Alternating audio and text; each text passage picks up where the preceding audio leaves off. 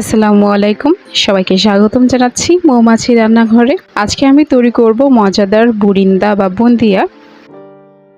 কিভাবে এই মিষ্টি বুরিন্দাটা একদম পারফেক্টভাবে তৈরি করবেন, আজকে তার জন্য রয়েছে কিছু টিপস অ্যান্ড ট্রিক্স। আশা করছি আমার এই ভিডিওটি সম্পূর্ণভাবে ফলো করলে ইনশাআল্লাহ আপনারাও একদম পারফেক্ট, একদম মুক্তার ধারার মতো এই বুন্দিয়া তৈরি করতে পারবেন। তাহলে চলুন রেসিপিটি দেখে ফেলি। বুন্দিয়া তৈরি করার জন্য সবার প্রথমে আমি একটি বোলের মাঝে ছাঁকনিতে 1 কাপ পরিমাণ বেসন নিয়ে নিচ্ছি। এই বেসনটাকে আমি এবার খুব ভালো করে চেলে নিব, কারণ বেসনের মাঝে একটু দানা দানা থাকে। এই দানাটা যদি থেকে যায় সেক্ষেত্রে মিশ্রণটা কিন্তু ভালো হবে না, এর জন্য খুব ভালো করে চেলে নিতে হবে। তো আমি খুব ভালো করে চেলে নিয়েছি। এখন এখানে আমি 1/4 চা চামচ পরিমাণ বেকিং পাউডার ব্যবহার করেছি, আর সাথে দিয়ে দিচ্ছি স্বাদ মতো কিছুটা লবণ। তো 1 কাপ বেসনের জন্য আমি এখানে 1/4 চা চামচ পরিমাণ বেকিং পাউডার ব্যবহার করেছি, এর বেশি ব্যবহার করার কোনো প্রয়োজন নেই। এখন আমি এই মিশ্রণটার মাঝে অল্প অল্প করে পানি দিয়ে একটা খামির তৈরি করে নেব, আর খামিরটা সবার প্রথমে আমি একটু ঘন তৈরি করব।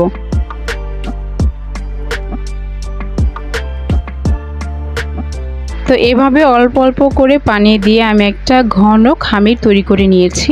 এখন এই খামিরটাকে আমি খুব ভালো করে ফেটে নেব। বুন্দিয়া গোল অর্থাৎ মুক্তার মতো তৈরি করতে হলে অবশ্যই খুব ভালো করে ফেটে নিতে হবে। আপনি যত ভালো করে এই বুন্দিয়ার মিশ্রণটাকে ফেটবেন, আপনার বুন্দিয়াটা ঠিক ততটাই পারফেক্ট হবে। এজন্য আমি একটু সময় নিয়ে এই উইক্স দিয়ে খুব ভালো করে ফেটে নিচ্ছি। যেহেতু এটা অনেক বেশি ঘন হয়ে গিয়েছে, এজন্য আমি সামান্য একটু পানি ব্যবহার করে আর একটু পাতলা করে নিচ্ছি। এখন এটা ফেটতে অনেকটাই সুবিধা হবে। এবার আমি হাত দিয়ে খুব ভালো করে ফেটে নিচ্ছি, আপনারা দেখতেই পাচ্ছেন। যদি এভাবে কাজটা করতে অসুবিধা হয় সেক্ষেত্রে 2 হাতের তালুর মাঝে ওই উইক্সটাকে রেখে হাতের তালুতে ডলা দিয়ে খুব ভালো করে মিশিয়ে নিতে পারেন। এভাবে করলে সময় কম লাগবে আর খুব ভালো করে ফেটানো হয়ে যাবে।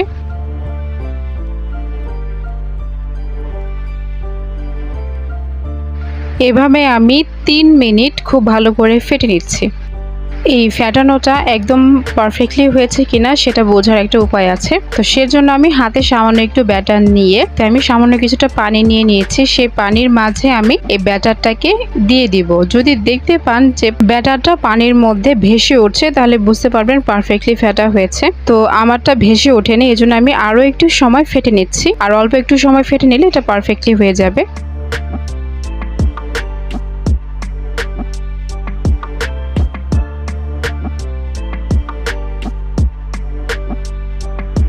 তো এবার আমি বুন্দিয়া তৈরি করার জন্য ব্যাটারটা তৈরি করে নেব। এই জন্য এখানে আমি আরও একটু পানি ব্যবহার করব, কারণ এইটা কিন্তু অনেক ঘন একটা মিশ্রণ হয়ে গিয়েছে। এভাবে বুন্দিয়াটা তৈরি করলে বুন্দিয়াটা কখনোই ভালো হবে না। এই জন্য আমি এখানে আরও কিছুটা পানি অ্যাড করে নিচ্ছি। অ্যাড করে এটাকে সামান্য একটু পাতলা করে নিচ্ছি। এটার ঘনত্বটা কেমন হবে সেটা আমি অবশ্যই দেখিয়ে দিব।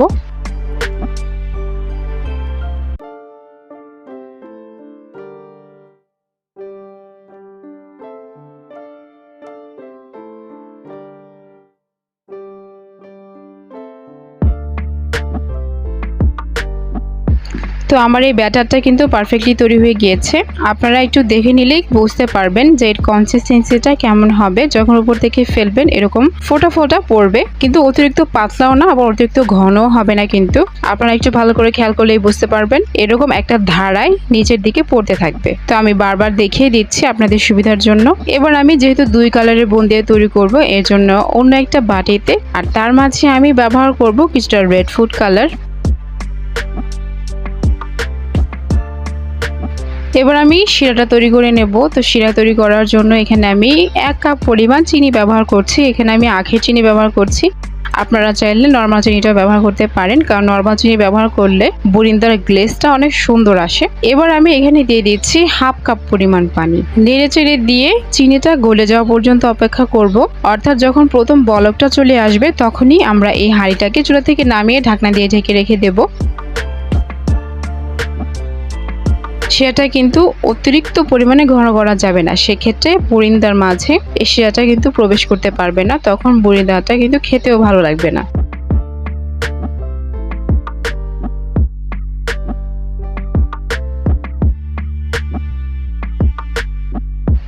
তো শিরাটাতে কিন্তু বলক এসে পড়েছে। এখন এখানে আমি ফ্লেভারের জন্য 1 চা চামচ পরিমাণ ঘি ব্যবহার করছি, এতে করে বুরিন্দার মাঝে খুব ভালো একটা ফ্লেভার আসে।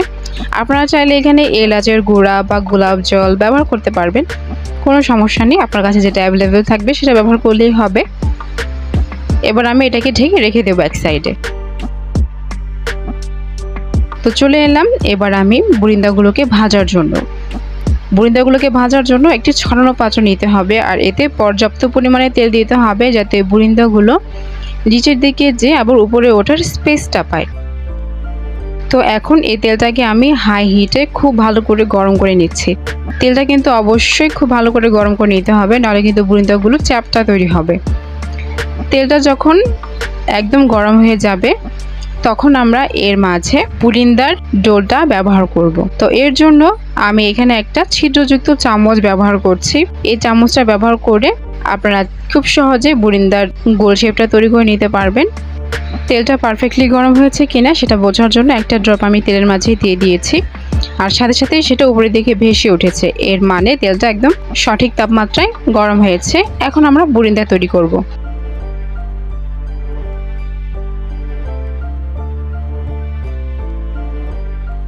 তো বুরিন্দা তৈরি করার জন্য আমি এই চামচটা ব্যবহার করছি। আপনাদের কাছে যে কোনো ধরনের এরকম ছিদ্রযুক্ত চামচ থাকলে সেটা ব্যবহার করতে পারবেন। এবার এটাকে আমি এই হাঁড়ি থেকে কিছুটা উপরে ধরেছি, আপনারা দেখতে পাচ্ছেন। আর এর মাঝে এই ব্যাটারটা ঢেলে আস্তে আস্তে এভাবে ঘোরাচ্ছি। আপনারা চাইলে একই স্থানে ধরে রাখতে পারবেন, কোনো সমস্যা নেই। তবে নাড়াচাড়া করানো যাবে না, অর্থাৎ ঝাঁকি দেওয়া যাবে না, তাহলে এই দানাগুলো বড় বড় তৈরি হবে। আবার অনেক ক্ষেত্রে চ্যাপটাও হয়ে যেতে পারে, আবার একটার সাথে একটা লেগেও যেতে পারে। এজন্য এক স্থানে এভাবে ধরে রাখলে দেখবেন ফোঁটা ফোঁটায় নিচের দিকে পড়তে থাকবে। দেখতেই পাচ্ছেন খুব সুন্দরভাবে উপরের দিকে উঠে আসছে, আর দানাগুলো কত সুন্দর গোল হয়েছে। এবারে শেষেরটুকু আমি হাত দিয়ে আস্তে আস্তে একটু ঘুরিয়ে নিচ্ছি।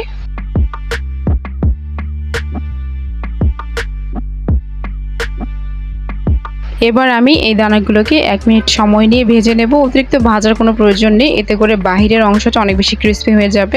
1 মিনিটের মধ্যে পারফেক্টলি ভাজা হয়ে যাবে, কারণ চুলার হিট কিন্তু অনেক হাই রয়েছে এখন। তো 1 মিনিটের মধ্যে এটা আমি উঠিয়ে নেব তেলটা ঝরিয়ে। এতে করে আমার বুন্দিয়ার যে দানা সেটা তৈরি হয়ে গিয়েছে, আর আপনারা দেখতেই পাচ্ছেন কতটা সুন্দর হয়েছে, একদম মুক্তোর দানার মতো।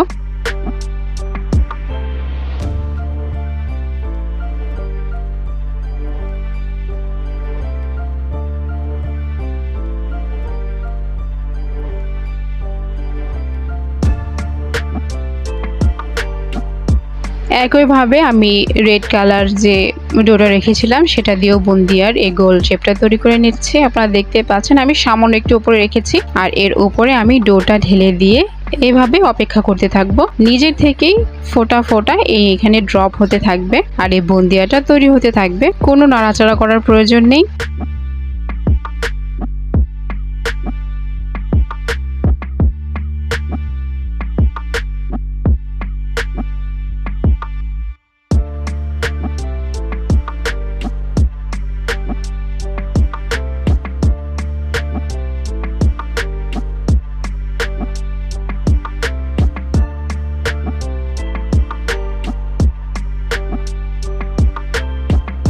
এবার এই গরম গরম বুন্দিয়ার দানাগুলো আমরা গরম শিরায় দিয়ে দিব, আর সামান্য একটু নেড়ে চেড়ে ঢাকনা দিয়ে ঢেকে রেখে দেব। আর সেটা যাতে হালকা গরম থাকে সেটা খেয়াল রাখতে হবে, কারণ সেটা ঠান্ডা হয়ে গেলে কিন্তু এই বুন্দিয়ার দানার মাঝে কখনোই প্রবেশ করতে পারবে না। আপনারা একটা কাজ করতে পারেন, চুলায় লো হিটে এই বুন্দিয়াটা বসিয়ে রাখতে পারেন, সেক্ষেত্রেও খুব তাড়াতাড়ি এই শিরাটা শোষণ করে নিতে পারবে।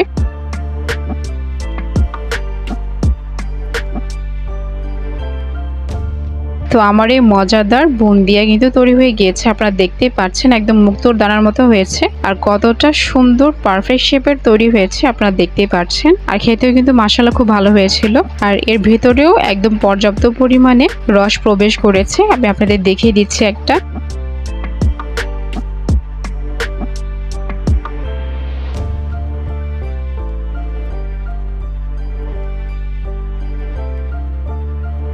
একদম রসালো হয়েছে, আপনারা দেখতেই পাচ্ছেন।